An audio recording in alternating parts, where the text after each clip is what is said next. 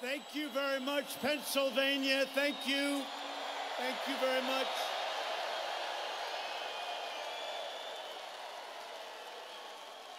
I'm thrilled to be back in the state that gave us American independence.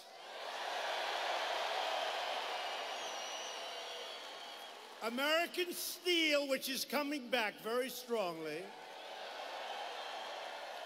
and generations of hard-working American patriots just like you. It's great to be here. Thank you, everybody. Thank you. Thank you.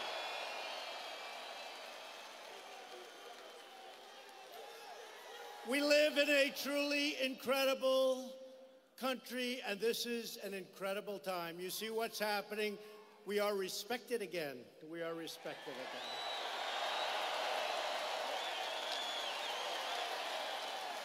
Our economy is soaring. Our jobs are booming.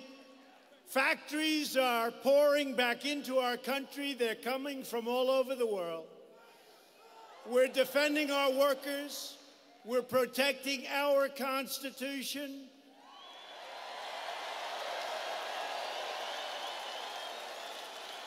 We're crushing the terrorists. We're taking care of our vets. We love our vets. Love our vets. Our military is stronger than ever before, $700 billion. And the forgotten men and women of the United States are forgotten no more.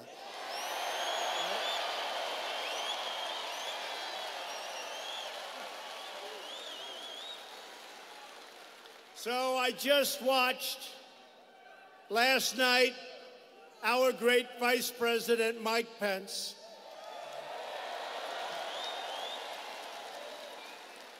he traveled all the way to Hawaii, 12 hours, and that was okay. Wouldn't have mattered if it was 50 hours, to meet the remains and greet the families of the American heroes who gave their lives in Korea.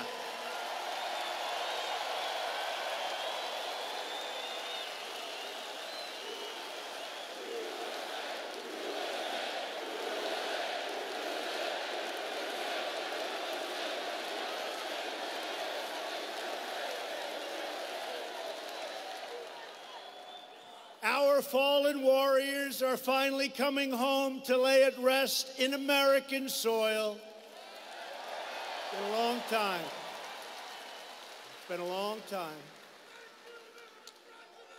We are honored to be joined tonight by your state's Republican nominee for governor, a great guy, somebody I know well. He's going to be one hell of a governor. He's tough, he's smart. Scott Wagner. Scott.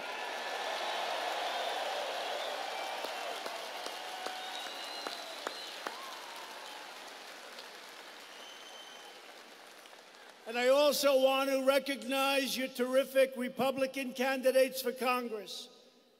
John Schrin, Dan Mooser, John Joyce, and a man that was there right for the beginning. He heard I was going to be running. He said, you got to go with Trump. A man named Tom Marino, and he was a good friend and is a good friend of Lou. They love each other. Tom Marino, right from the beginning. I also want to thank Pennsylvania GOP Chairman Val DeGiorgio. Val, thank you.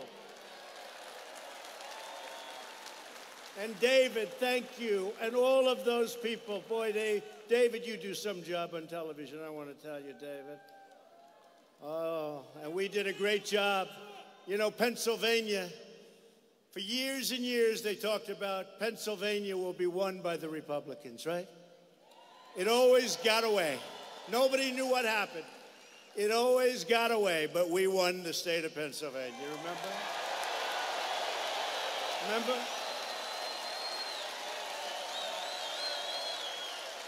Remember that incredible night in November? Remember that incredible night? And you remember that we were way up in Pennsylvania, and there was only 2% of the vote left. And we were way up. If I lost every vote, we would have won the state of Pennsylvania. And the fake news refused to call it, right?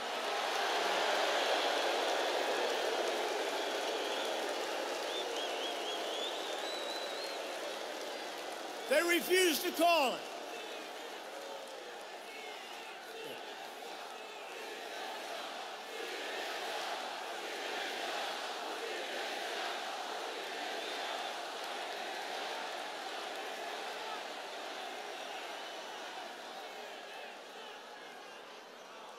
We waited for hours.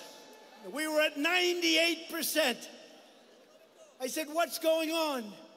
I want to win with the state of Pennsylvania. And then some interesting things happened before they called. They just refused.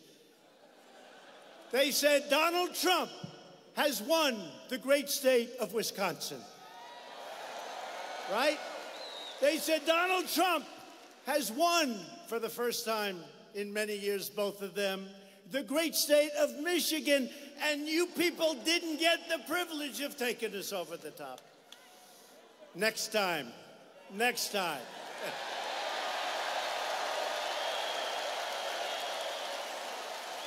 They wouldn't call it. I kept saying, why aren't they calling Pennsylvania? Remember? An hour, 2 hours, so long. 98%, and they wouldn't call it.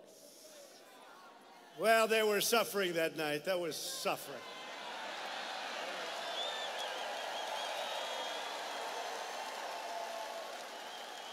I remember a nice man. I actually like him. He's very talented. With the big chart. And all that red, it started getting red Republican. I started getting red, that chart, red, red, red. Your little tiny dot of blue along the ocean. Little blue over here around the Los Angeles area. That whole thing was red, and he's going, his hand starts shaking. Look. Oh, my God, another state came. Oh, my God, what's going on? Fake news.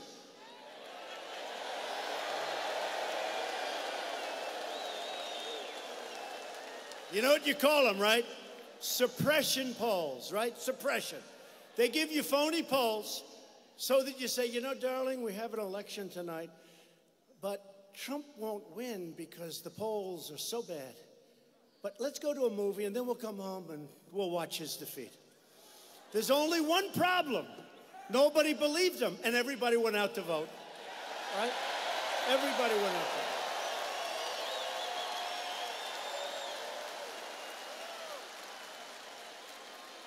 And they turned on the television, and they said, darling, he's winning. Look, he just won Florida, just won North Carolina.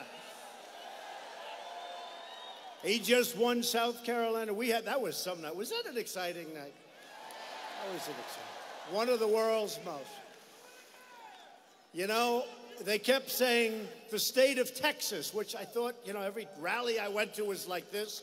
And by the way, you think this is a big crowd? Go outside and take a look. Go outside.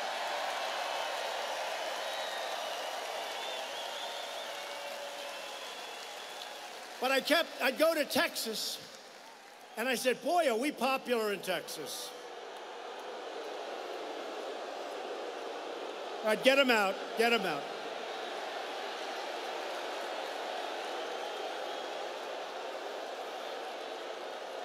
Get him out of here.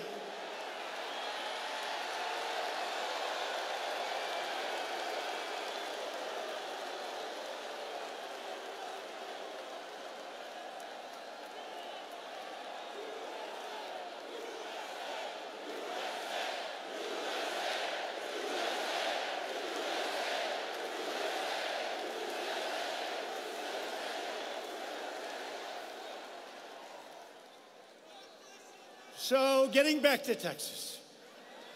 So, for 2.5 months, I hear Texas is in play. That means it's so close. That's going to be all night long before we find out who wins the state of Texas. And I couldn't understand it. and they said, Utah is in play. I couldn't understand it. Go to Utah, great people, incredible people. And then we come to election night. Now, I figured it's going to be close in Texas because I believed those people. No longer, but I believed them. So it hits 8 o'clock, and they go like 2 seconds after 8. Donald Trump has won the state of Texas. Donald Trump has won the state of Utah.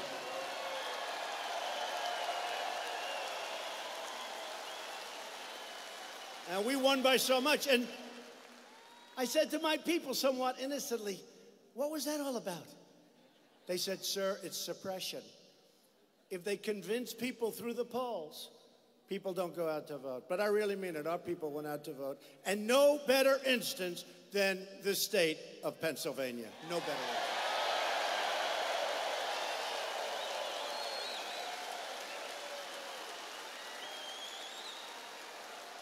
And I want to introduce a very special man because he's been a friend of mine from the beginning.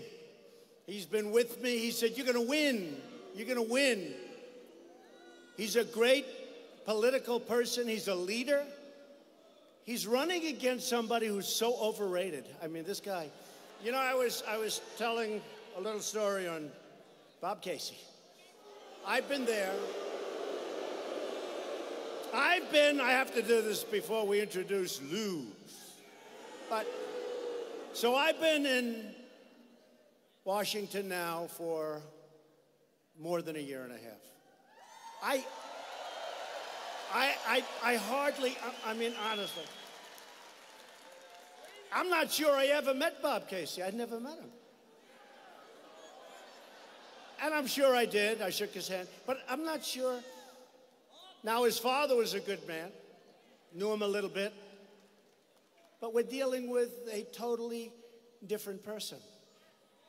I don't know this man. He's a senator. There are 100 senators. I don't know him. No, he's not an obstructionist. He's worse. He will do whatever Schumer, Pelosi, and the new star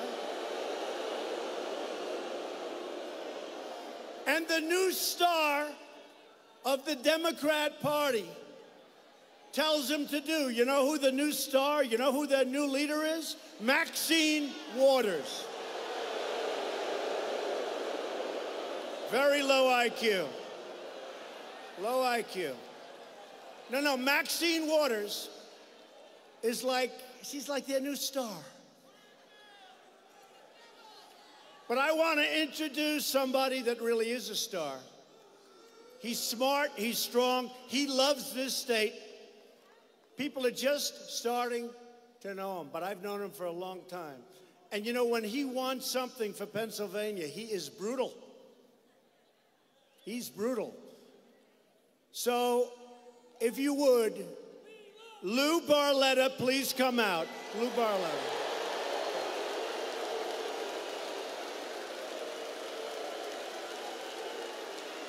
Lou Barletta.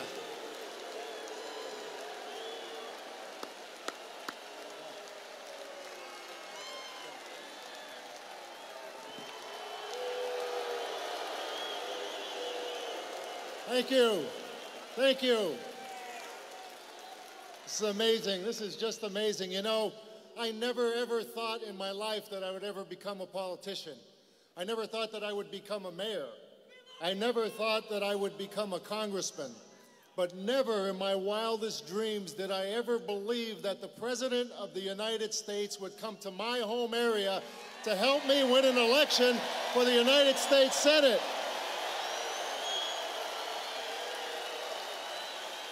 Thank you. Thank you. I'm grateful and humbled by that. You know, the economy is soaring under President Trump's economy. It is soaring. The market is up over 20%. Unemployment's at 4%. Black unemployment's at an all-time low. Hispanic unemployment's at an all-time low. Women's unemployment's at an all-time low. Small business confidence is at an all-time high. Consumer confidence is at an all-time high. There are more jobs now than people who are unemployed. ISIS ISIS is practically gone. North Korea is at the table. The wall's being built. Why would we ever stop that? We're not tired of winning, Mr. President. We're not tired of winning. But I want to tell you who wants to stop that. Bob Casey wants to stop that. He has become one of the most liberal senators in Washington. He is leading the resistance and obstruction to President Trump's agenda. He is so radical. He is so radical now that he said no to no matter who President Trump nominated for the Supreme Court. It didn't matter. He said no before he even mentioned who it was. He gave us Obamacare. He supports sanctuary cities. He wants to take away your tax cuts. He no longer represents the values of people here in Pennsylvania. Now listen, this seat is very important. It's very important because we want to keep that economy going. We want to once again show our law enforcement and first responders the respect they deserve. We want to take care of our vets. We want to honor our military. We want to secure our borders. We want to put an end to illegal immigration once and for all. And we want to take a knee to pray and stand for the flag.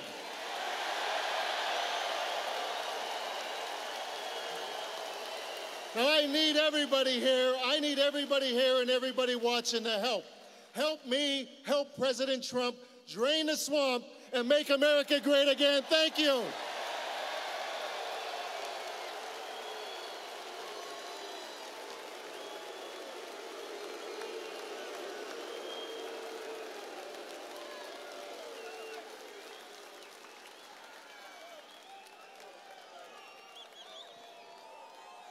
He did a good job. So long, folks. What do I have to do? Bye.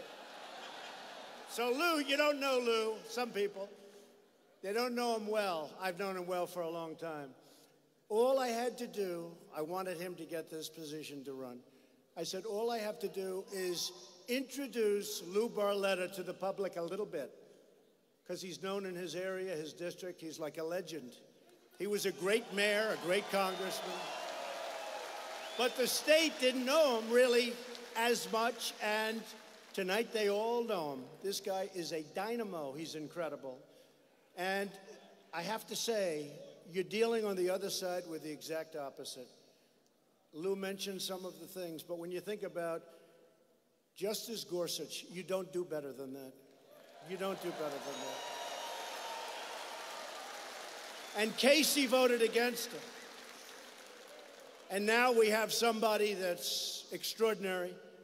As you know, Judge Kavanaugh. Yale College,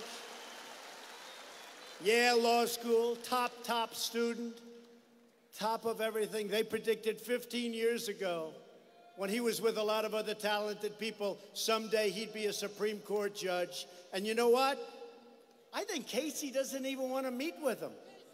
You know why? Because Schumer, Pelosi, and Maxine Waters told him not to meet.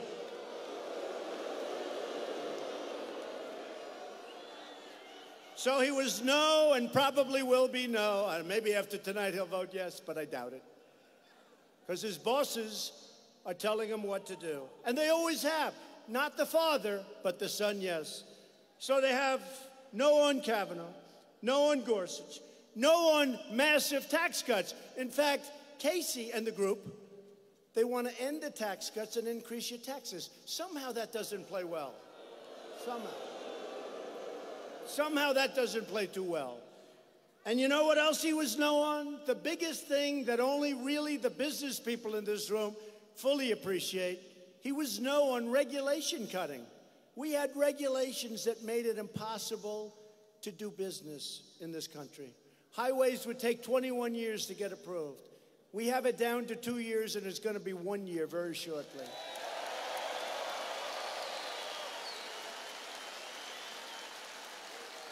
Very shortly. And you know what? We want clean, beautiful water.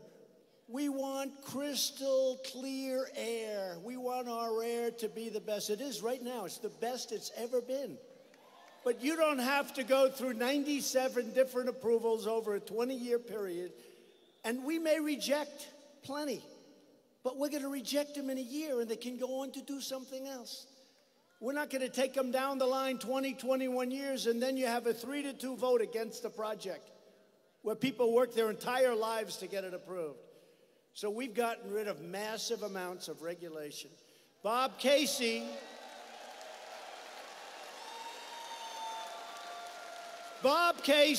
was joining President Obama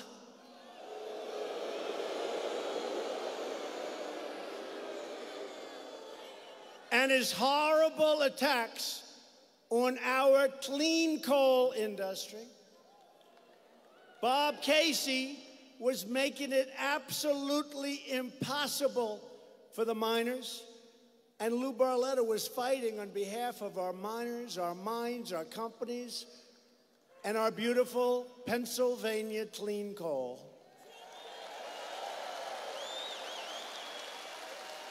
And Lou won, and so did I, and so did you. So now with Lou on our side, we've won that war on coal, and we're doing something else because we're putting these great miners, these are great people. You know, in West Virginia, great mines, great people. I said to the miners, you remember when Hillary Clinton said, we're going to close you up? Then she had to go down to Pennsylvania, right? Then she had to come to Pennsylvania.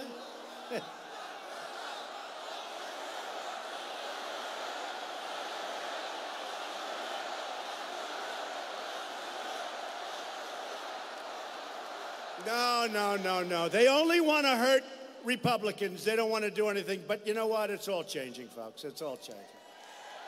Some things just take a little bit longer. They only want to go after Republicans. You look at the kind of criminal actions and crime, they only want to go after the Republicans. But Lou wants to put our miners back, and they are working. But I'll tell you what I'm really proud of now. About 5 months ago, it took a while to get all the statutory approvals. We're putting our steel workers back to work at clips that nobody would believe, right?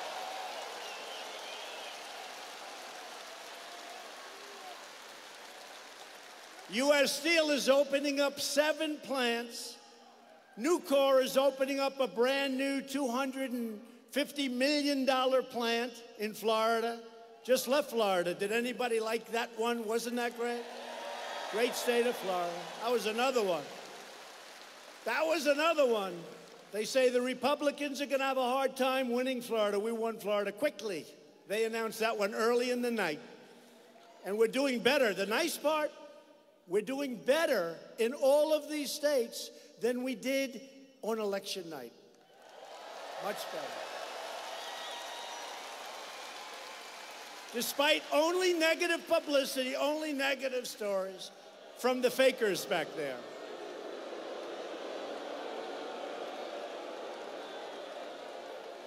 I go home, I see my wife, I said, honey, we're going to get the greatest. I just did something so great today. You know? I just stopped missiles from being launched every 2 seconds in Korea. Baby, what I did with North Korea was great. I got along great with Chairman Kim. I got along great. That's a good thing, not a bad thing, by the way. I got along great. And you know what, baby, I got the hostages back. Didn't have to pay anything.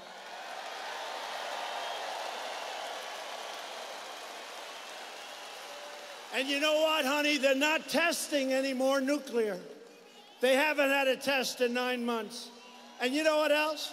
They're not sending rockets over Japan, and they're not sending missiles over Japan, and they're not launching missiles anymore. They haven't launched one in 9 months. I said, oh, the media is going to treat me finally so good. So good. I mean, it's going to be so great, baby. I'm looking so forward to getting up tomorrow and reading those dying papers. And what do I read? What do I read? So I left 3 months ago. What do I read? They've been working on this stuff for 75 years. Obama didn't do anything. In all fairness, other administrations did nothing. They've been working on it for so many decades. What do I read? I left 3 months ago. Donald Trump isn't moving fast enough. You believe it? I'm not moving fast enough. Oh, boy, what a group. What a group. You know, another one. In Helsinki, I had a great meeting with Putin. We discussed everything. I had a great meeting.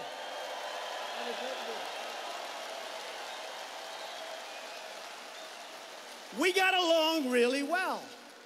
By the way, that's a good thing, not a bad thing. That's a really good thing. Now, we're being hindered by the Russian hoax. It's a hoax, okay? I'll tell you what, Russia's very unhappy that Trump won, that I can tell you. But I got along great with Putin. And everybody said, wow, that was great. A couple of hours later, I started hearing these reports that, you know, they wanted me to walk up. Here's a podium here. They wanted me to walk up and go like this. They wanted me to go up and have a boxing match. I said, whatever happened to diplomacy? And by the way, whatever happened to diplomacy? You know, I used to study, not too much, diplomacy. I said, whatever happened to getting everything you want? Now, some you have to be rough, some you have to be nice, but whatever happened? And let me tell you, if I did go up and start screaming, they would have said, he was terrible. He was so rude. It was horrible. His performance was horrible. Whatever happened to fair press? Whatever happened to honest reporting?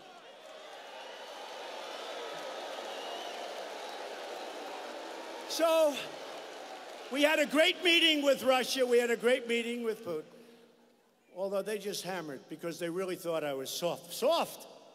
I mean, I was the one that let out 60 diplomats. I was the one that complained about the fact that Germany is paying billions of dollars for a ridiculous pipeline coming into Germany. They're paying billions and billions of dollars a year to Russia. I was the one that complained about it. We had a bad conflict in the Middle East, which I hate, but we had a conflict, and a lot of people died, and it was horrible. A lot of people died, and I hate it, but we're going to win all the time, folks. We're going to win all the time. But if I get along with Vladimir Putin, that's a good thing, folks, not a bad thing. Good. It's a good thing. Then I met with NATO. Now, NATO, in all fairness, 29 countries, including us, NATO has been ripping us. We've been defending Europe, and they're not paying their bills. So I went in and I said, folks, you got to pay up. You're delinquent. They'll be paying $200 billion. It took me 1 hour, but it was a rough hour.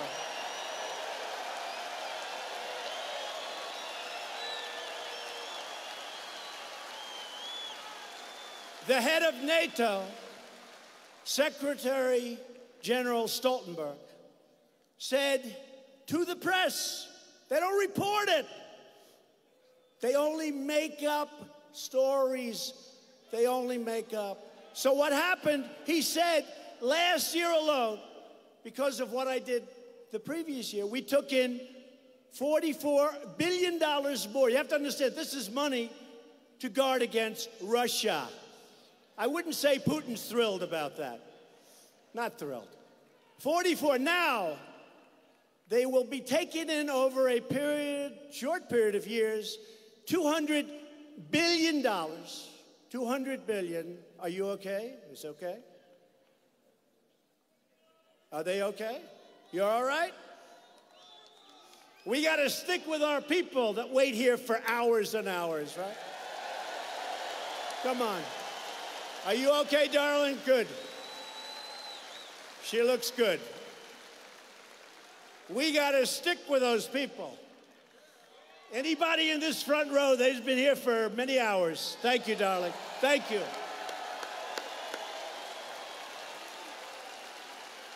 Thank you.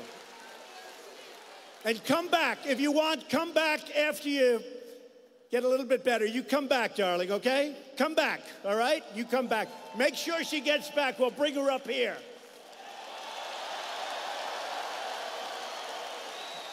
Beautiful. Thank you. So I raised $44 billion last year. And you know, I don't know if you know, NATO funding was going down. And they said, our other presidents, I won't be particular. Of course, you're only dealing with, like, let's say 3 people. We won't go back any further than that. They would come, they would make a speech that say, could you please pay a little more money? Thank you very much. Good luck, everybody. They'd leave. Nobody would pay. The next one would come, you know, NATO, they don't pay any money. We're defending Europe. They don't pay any money. Could you please pay a little bit more money? Thank you very much, everybody. It's been wonderful meeting you. Thank you very much, Luxembourg. Thank you very much. They don't pay. The next one comes, same thing. And I came, I said, fellas, you're delinquent.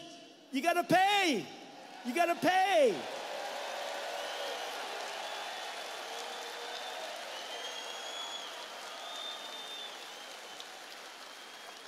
And one of the leaders said, well, Mr. President, could I ask you a question?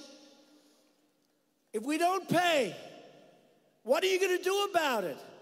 I said, do you want protection or not? You want protection or not?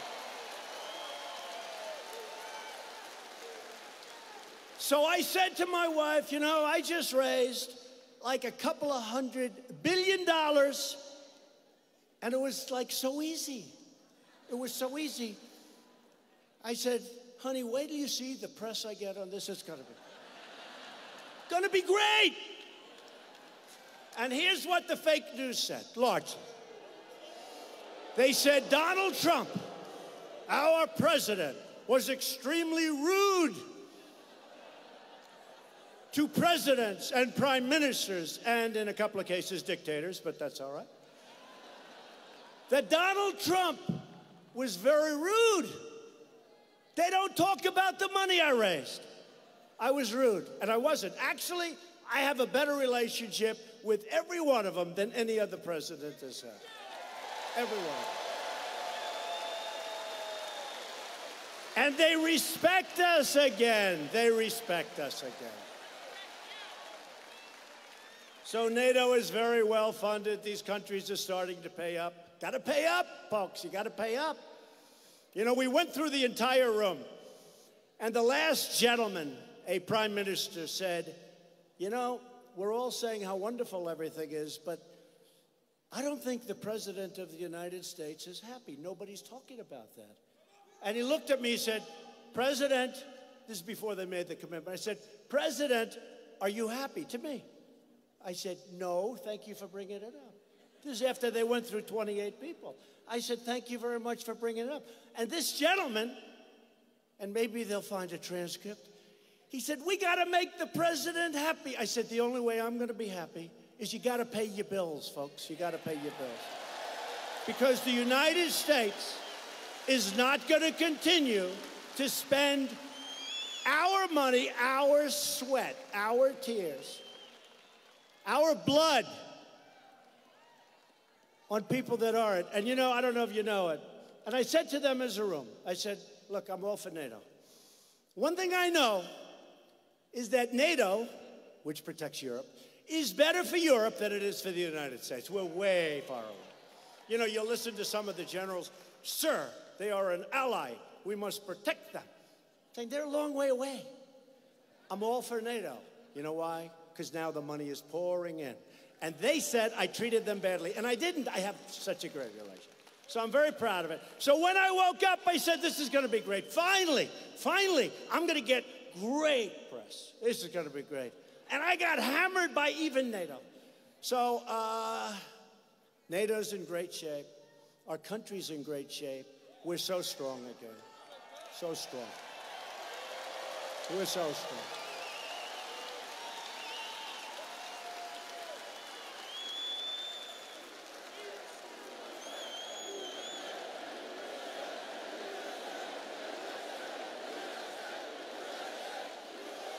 Should I give you one more of those crazy stories? This was on the trip. So one more? So I have great respect for the UK, United Kingdom. Great respect. People call it Britain. They call it Great Britain. They used to call it England, different parts. But the UK, great respect. And I was asked to have tea with the Queen, who is incredible, by the way. Incredible. So I was hearing, I had landed, and I'm on the grounds, and I'm waiting with the King's and with the Queen's guards. Wonderful people. I'm waiting. So I was about 15 minutes early, and I'm waiting with my wife, and that's fine. Hey, it's the Queen, right? We can wait. But I'm a little early. So I then go up and meet the Queen, and she is fantastic. We then go up and we have tea. And I didn't know this. It was supposed to last for 15 minutes, but it lasted for like an hour because we got along. We got along. And she liked our First Lady, and our First Lady liked her. And I won't talk about conversation because you're not supposed to, unless you want to hear them. No, I'm only kidding. But we got along fantastically well. And the time went by. You know, like sometimes if you like somebody, you get along, good chemistry, the time goes by. So we were there for about an hour. So here's the story. I got there, remember, I got there early, and the Queen's guards waited with me, waited. In fact, we took a helicopter. See all these Secret Service guys? They're not late. They're not like late. They don't believe in being late. They believe they're incredible. They believe in being early, not late. One of them said to me, sir, we weren't late. So here was the story by the fake news. The president was 15 minutes late for the Queen. Wrong. And then here's the rest of the story. No, here's the rest. Here's the rest of the story. So they said I was late when I was actually early, number one. Number two, I guess the meeting was scheduled for 15 minutes, and it lasted for almost an hour. The president overstayed. So I was late, and I overstayed, and honestly, folks, it was such a beautiful, beautiful visit and afternoon. But they can make anything bad because they are the fake, disgusting news.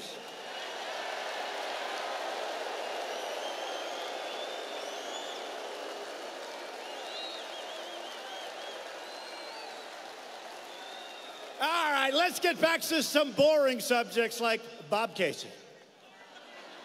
So Bob Casey, boy, isn't that boring after these wonderful, I got to talk about Bob Casey, I'll start falling asleep. Don't fall asleep as we talk about Sleepin' Bob. Sleepin' Bob, ha!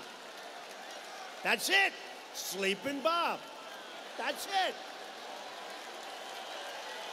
That's it. Sleepin' Bob.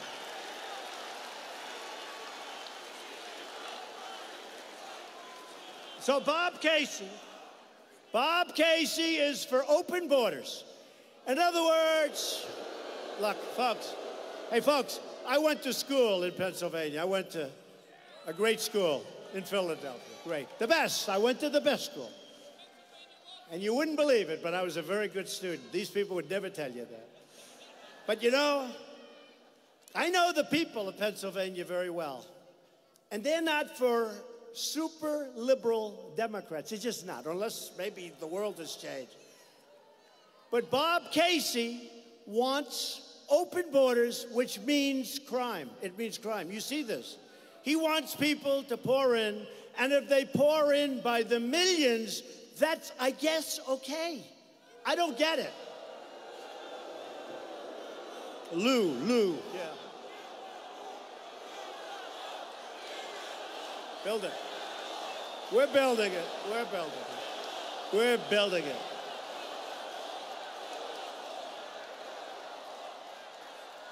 So we've started the wall, 1.6 billion. We're fixing walls all over the border.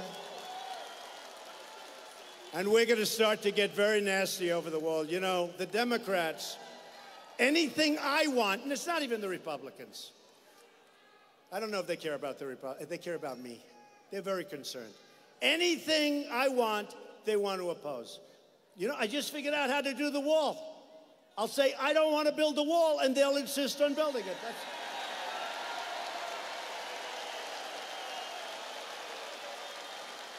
I just figured that out right now.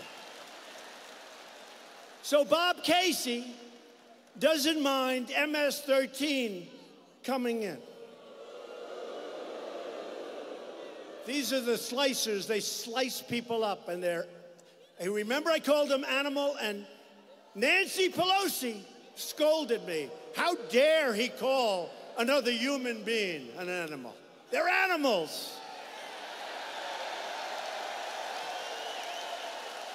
Bob Casey wants to fire the incredible men and women of ICE. He wants to abolish ICE. Because he's weak. And let me just tell you something. These people are so tough, and you need tough, because the only thing that MS-13 and these gangs that we're throwing the hell out of here at record numbers, we're doing a good job.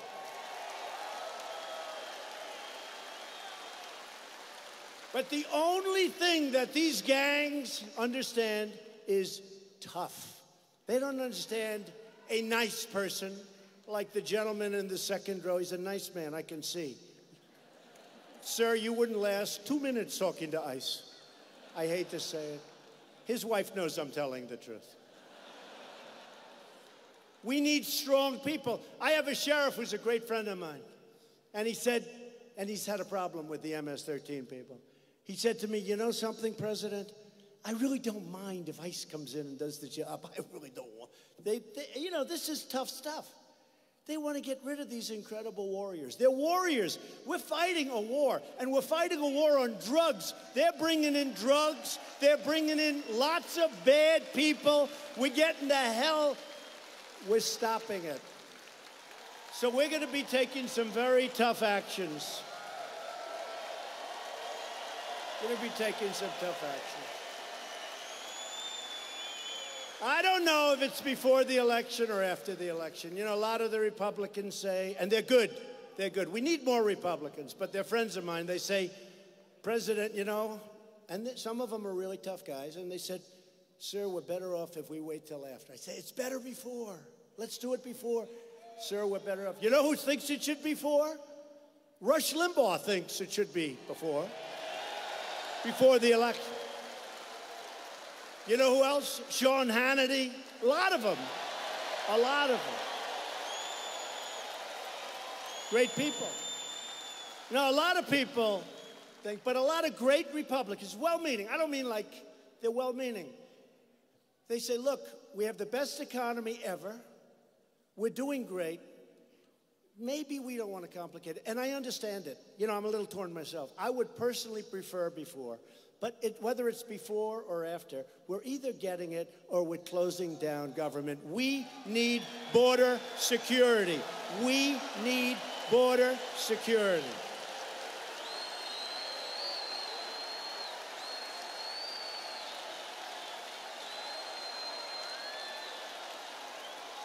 We got to have border security. We got to get rid of Visa.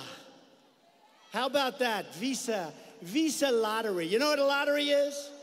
You pick it out of a hat. Now, do you think that these countries, many of whom get aid from us, and then they send, remember when I hate to say it, coming down the escalator? The beautiful First Lady in the white dress coming down that escalator, that big, big, beautiful day. When everybody said, oh, he's just doing this for fun. He doesn't really mean it. Man, if I don't mean it, I hope you tell me soon, because it's a lot of work. But coming down the escalator, and you remember what I said, they're sending. Do you remember that? They're sending. And I mentioned words. I won't even mention them tonight because there's a lot of young people here. But I mentioned words, and everybody thought it was wonderful. But then about 2 days later, they said, did he say this? Did he say that? Guess what? What I said is peanuts compared to what turns out to be the truth. It's peanuts. So we're going to have not lottery where you pick it out. Ladies and gentlemen, our first lottery winner, you know, they think we're playing like a game show. Our first lottery winner, let's see, he has 7 convictions for death. He's killed 9 people. And we're getting him the hell out of our country and giving them to the stupid politicians that have been running the United States for many years. And we're going to send him up there because he just won the lottery. Congratulations. Congratulations. Yep, that's a beauty. Then you have chain migration. Chain migration. And this was the Schumer deal. Schumer wanted this. Schumer. You have chain migration. You know what that is? A guy comes in, stone cold killer in many cases. A guy comes in, and then you have to bring his aunt, his uncle, his father, his grandfather, his grandparents, his third niece by a different marriage. So this bad guy that ran over and killed 8 people on the West Side Highway in New York City, a place I know very well, driving like 80 miles an hour in a 20-mile zone. And then he said, hey, look, there's people, nice people, they're relaxing. Some are jogging, beautiful park along the Hudson River. He decides to kill them. So he makes a right turn. He killed 8, and many are just decapitated. They lost arms, they lost limbs, they lost so much. They lost their life. But they lost so much. You know, nobody ever talks about the seriously injured people. They always talk about the people that died. In some cases, those are the lucky ones. What happens with some of these people, how badly injured they are. Their lives are so badly destroyed. And this animal killed 8, and he wounded 8 or 9. Some are still in the hospital. That was a year and a half ago. And he came in through chain. And he has 22 relatives here that came in because he was here. He has his uncle and his aunt, and he has his grandfather. So we have to change this, and we're going to change it. And here's the last. We have to change a thing called catch and release. This is like for stupid people. Catch and release. Somebody walks across the border, they put their foot on their, not even 2 feet, just 1 foot. And you might as well, welcome to the United States, we'll never get you out of here, okay? Remember when I said about a month ago, I said, no, I don't want to take, they want me to hire thousands of judges, thousands. Can you imagine the corruption that would take place? You're hiring thousands. You go into a barbershop, anybody want to be a judge? We need judges. They want me to hire thousands of judges. I said, we don't need judges. We need Border Patrol. We need Border Patrol.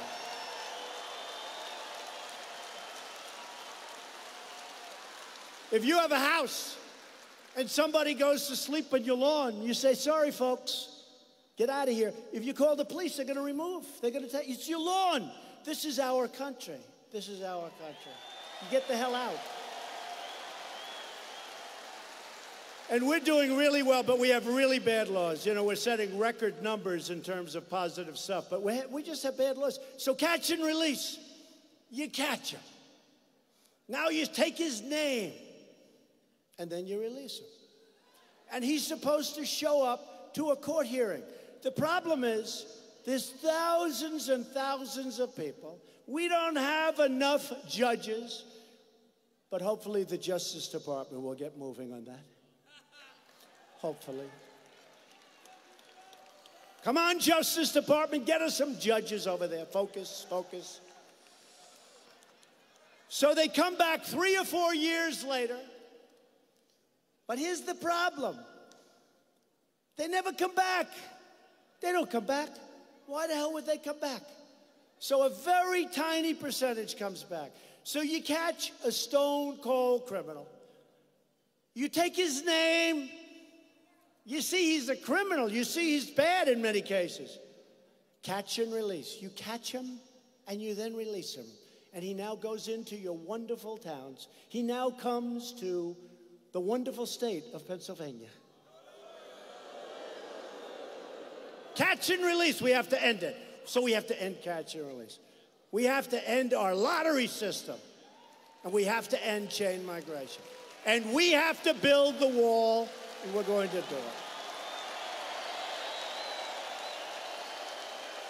And Bob Casey is against every one of the things I just said. He wants the lottery system. He wants chain migration. By the way, if you ask him why, he can't. He wants it because Schumer said to have it. They think it's good politically. I'll tell you what, I think it's horrible politically. What do I know? But I did become president in like a year and a half.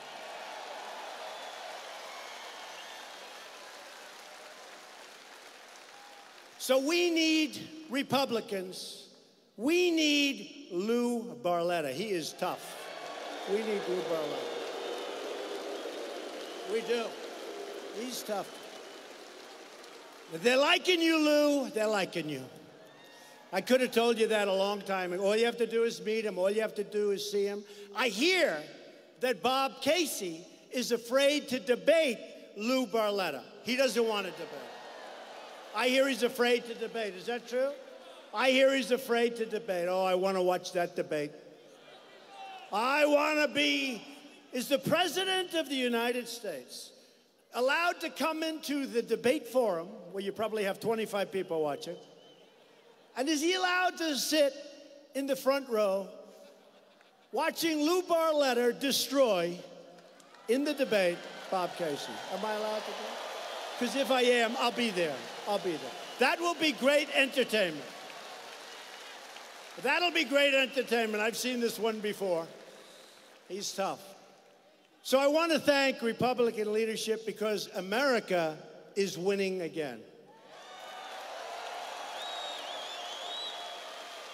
Lou said it before, but last week we announced that the U.S. economy grew at 4.1% last quarter. Nobody thought that was possible.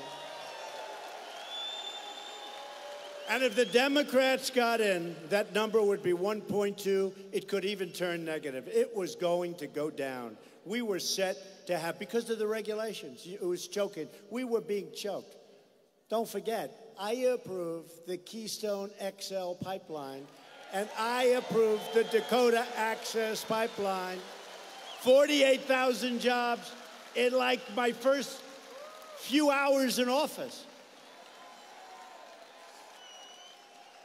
Since the election, we've added a number that nobody would have believed and that I would have never said on the campaign trail. I wouldn't have said it because they would have done a big number on me. 3.7 million new jobs, including close to 400,000 jobs in the manufacturing world. Remember? Remember?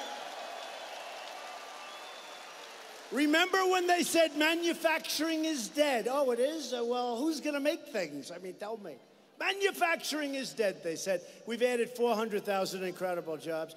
And you've heard this, but I'm going to say it over and over because I'm really proud of it. Remember I said, what do you have to lose? What do you have to lose? African American, so many others. I said, what do you have to lose? You have high crime rates, you have horrible education, you have this. I went through a list of 10. That's what happened. And I looked and I said, you've been totally giving your votes to Democrats. They've let you down. I said, what the hell do you have to lose? And you know what? This new election, and certainly the next one, where we're going to have it just keep America great. I tell you, I love those hats, but they're going to be a, make America great again. Will morph into keep America great, exclamation point. But don't lose those hats. They'll be very valuable someday. Make America great again, maybe the greatest slogan ever, right? Ronald Reagan had one, let's make America great. I like it, but ours is better. I like ours better. So what happened is the African-American unemployment rate has reached the lowest level in the history of our country. Honestly, think of that number. I really think that's hard for the Democrats to beat. I mean, think of that statement. I got the lowest number for you in the history of our country. How do you top that? Let's say I'm running against Pocahontas or Crazy Bernie.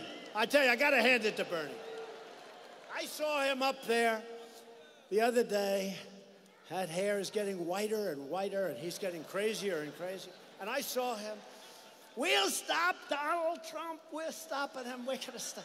And I looked at my wife. I said, you know what? You got to hand it to that guy. Man, that guy, he doesn't quit, and that's okay. Crazy Bernie. He is one crazy dude. So I don't know who we're going to run against. I don't know. But when Bernie tells how wonderful things are, think of it. He wants to raise your taxes. He wants to create massive amounts of crime. He wants to open your borders. Think of it. Just think of it. When he goes out, and I say one thing, African American, Hispanic, Asian, you have the lowest level of unemployment in the history of our country. How does somebody fight that, right? How does somebody fight it, right?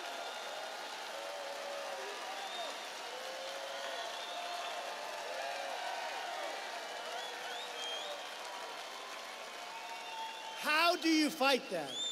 Don't forget, when I was running the last time against Crooked Hillary, what happened? What happened? I had nothing like that. I said I was going to do that, but you had to take my word for it. One of these guys said recently, whether you like him or not, he's actually fulfilled more promises than he made, and I have. And I have.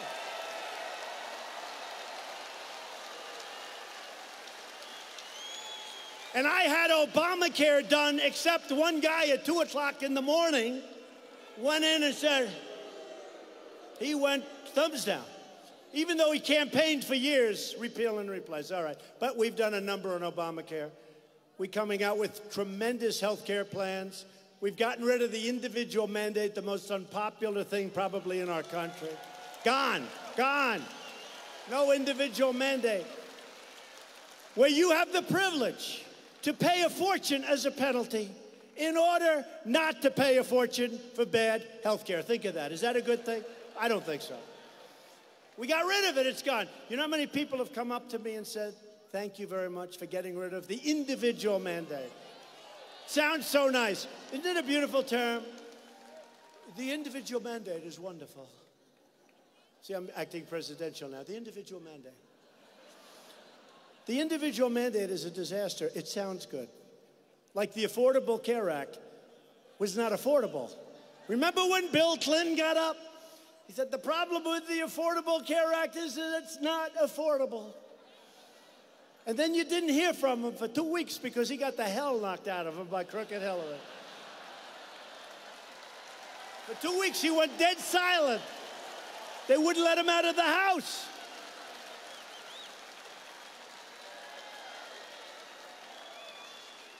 The women's unemployment rate, I'm sorry, women, damn it, is the lowest in only 65 years. Not history. Sorry, but it'll be low soon. It'll be, so it's 65 years. 65 years, but I would almost bet within 2 weeks or the next time this incredible statistical group is relaxed and released, I would say that probably the women will be historic also, right? Right? I think so. But at 65 years, I'm doing my best. 52%. Oh, the women liked me, you know? They liked me. They liked me. I keep hearing about, look at all those signs, the pink signs with the women. Look at that. Look at it. The women have been great. And I think they are incredible. They have a harder job than all of us, fellas, let me tell you. The women are great. And we did great with the women. In fact, I remember again on election night, they said, how the hell did this happen? Remember, they were giving you phony numbers on that, too. The veterans' unemployment rate has reached the lowest level in 18 years, and that's going to go up very rapidly. More than 3.5 million Americans have been lifted off food stamps. More than 4 million Americans are going to receive job training under our new workforce initiative. Manufacturing, consumer, and business confidence has reached the highest level in the history of our country. I'd say that's pretty good. Confidence is a good thing. Having confidence, what do you think? Having confidence is good, right? If you have confidence and you know what you're doing, you can't lose. That's a great stat. Think of it. Essentially, business, the most confident in our country. It's great. The United States is now a net natural gas exporter for the first time in more than 60 years, and Pennsylvania workers are leading the way. You're leading the way. I don't know if you even know that. Right? Now that we have the best economy in the history of our country, this is the time to straighten out the worst trade deals ever made by any country on earth at any time.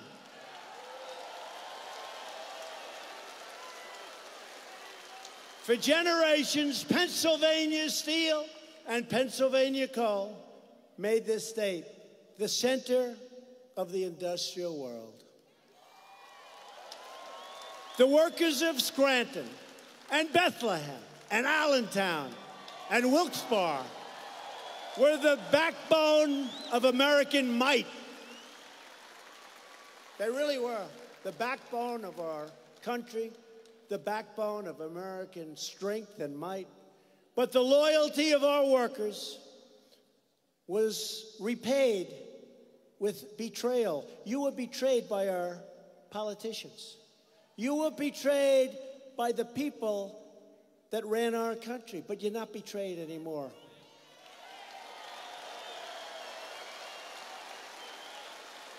Pennsylvania lost 300,000 manufacturing jobs, and China joined the WTO. Right now, China's not too happy with me. But I have great respect for President Xi, and I have great respect for China. It's not their fault that our leaders were stupid.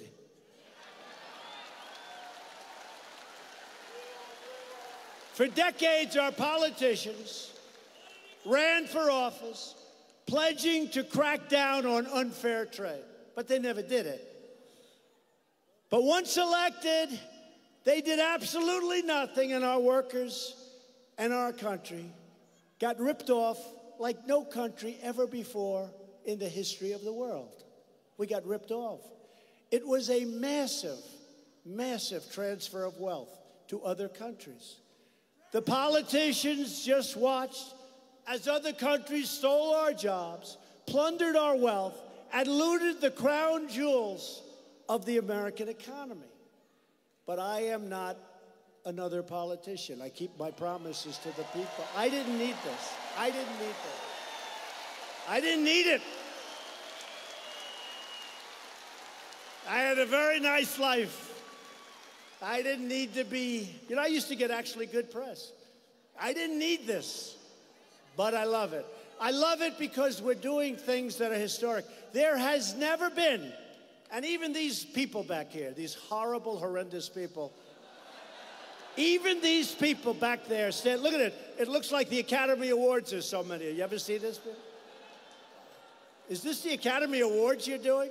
Even these people, they say, probably in the history of this country, maybe in the history of the world, there has never been anything like what happened in November of 16. Probably never. Probably never happened. Probably never happened. I really believe there's never been. I remember watching one, and we were starting to do really well. And that last 2 weeks, I had crowds like this everywhere. We had thousands of people outside. They couldn't get in. I said, so why are we going to lose? Hillary would come in. She'd have 350 people. She'd bring in Beyonce. And then Jay-Z would get up, and he'd use language that was so bad. If I ever used that language, I'd be run out of the country. They say Trump's language is very tough. Did you ever hear Jay-Z? And she'd bring in Bruce Springsteen. And they'd draw crowds. They were drawing crowds smaller than my crowds. And I said, why are we going to lose? And you know what? We didn't. But what happened was interesting because they started off by saying, we haven't seen anything like this since Ronald Reagan. I like Ronald Reagan. And then it got bigger and bigger and wilder and wilder. And then we won by a lot. Don't forget, it was 306 to 223. That's a lot. Remember? There is no way, according to fake news CNN, there is no way for Trump to get to 270. You had to get to 270. There is no path. Remember the expression? Ladies and gentlemen, there is no path for Donald Trump to get to 270. No, there wasn't, but 306 was no problem.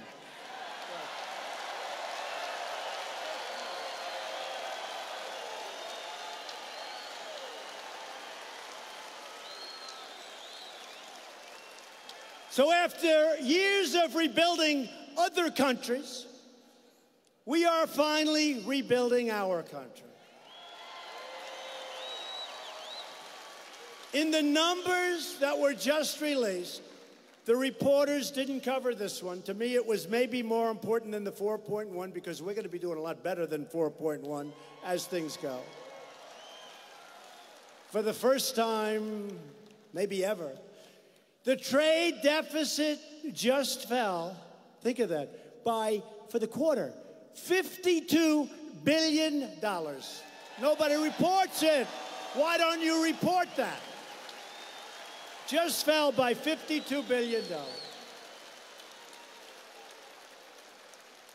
And because of our economic planning and our charging taxes or tariffs to all of the dumpers of steel all over our country, America's steel mills are roaring again. Our country is being respected again because we are finally putting America first.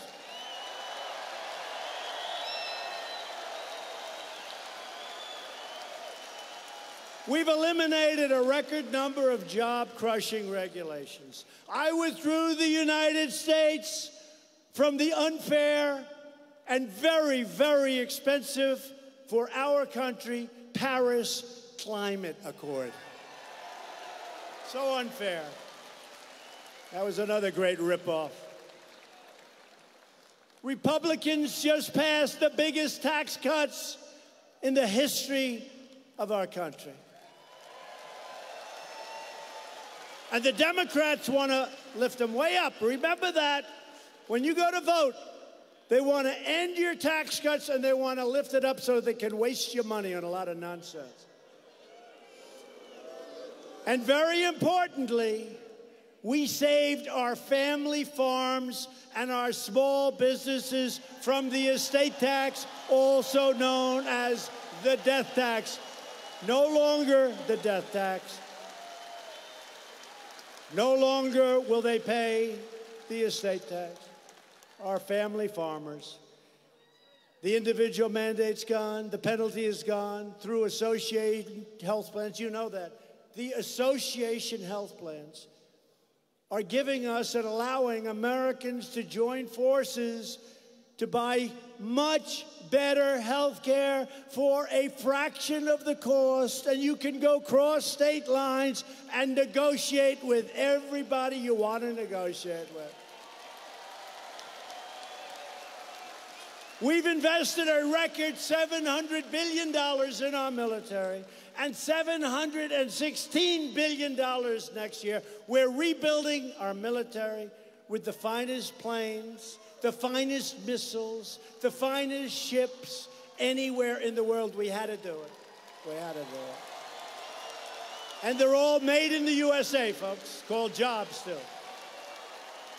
In that case, much less important, because there's nothing so important as protection. It's called jobs, because all of this equipment and all of these brilliant planes that everybody, they want to buy, all of them.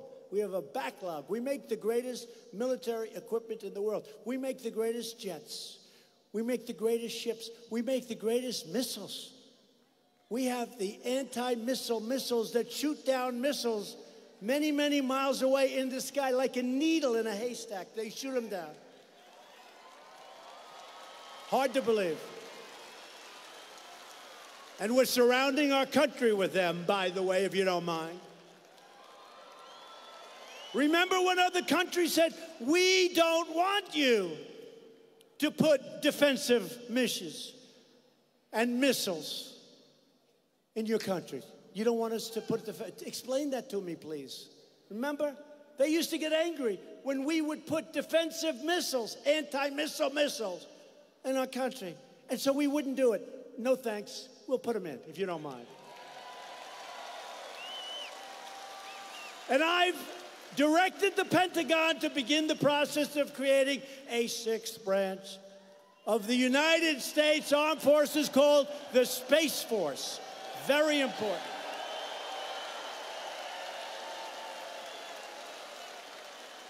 We just passed the landmark V.A.A. accountability law. Now, if a bad government worker mistreats or neglects or steals, does anything bad to our great veterans, we turn to them and we say, you're fired. Get the hell out of here.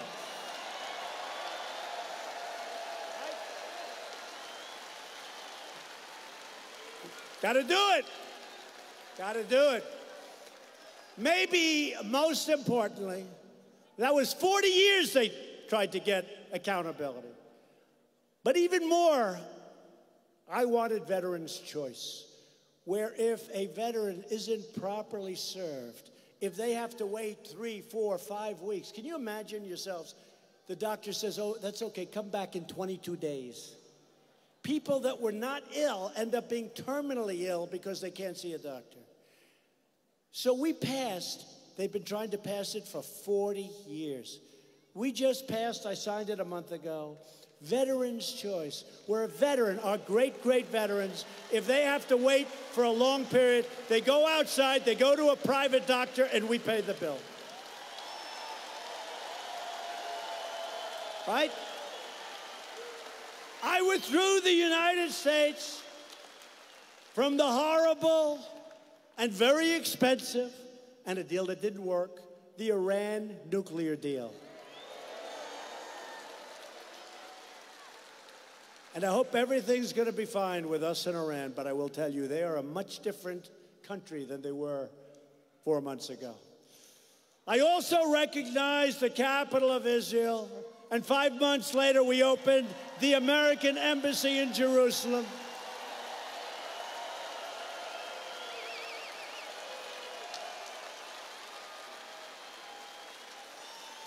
Instead of apologizing for America, we are standing up, and we love our country, and we're saying we have a great country. We don't apologize anymore.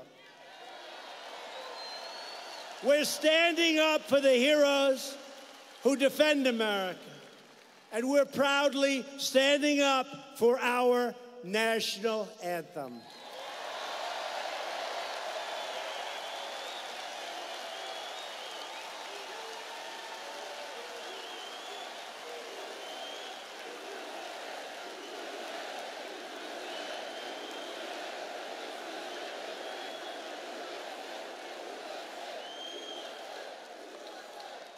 With every promise we keep, every record we break, and every factory we open, we are restoring American strength, and we are restoring American pride. But to continue this incredible movement, We must elect more Republicans so we can get the votes that we need to pass these incredible programs.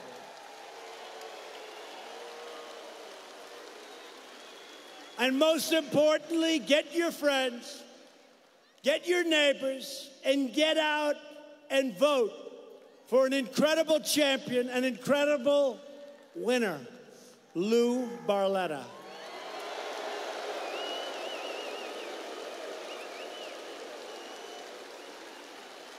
Loyal citizens like you help build this country, and together we are taking back our country. We're returning power to where it belongs, to the American people.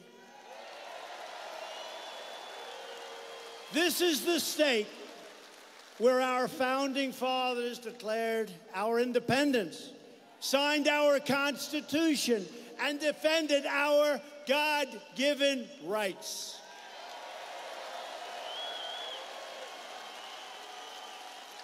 Proud Pennsylvania workers mined the coal, worked the railroads, and forged the steel that made America into the greatest and most powerful nation in the history of our world. And now it's more powerful and richer than ever before, and it's only going to get better.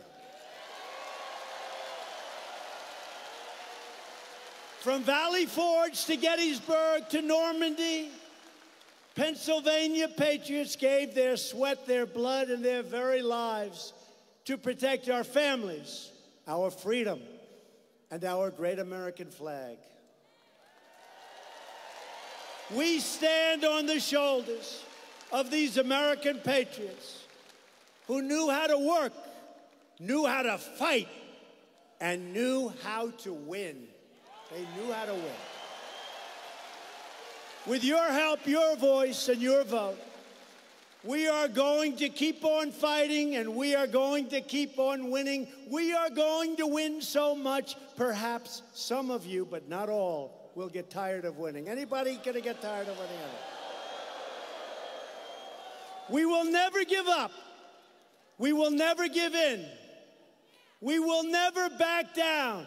And we will never stop fighting for this land that we love. Because we are Americans, and our hearts bleed red, white, and blue.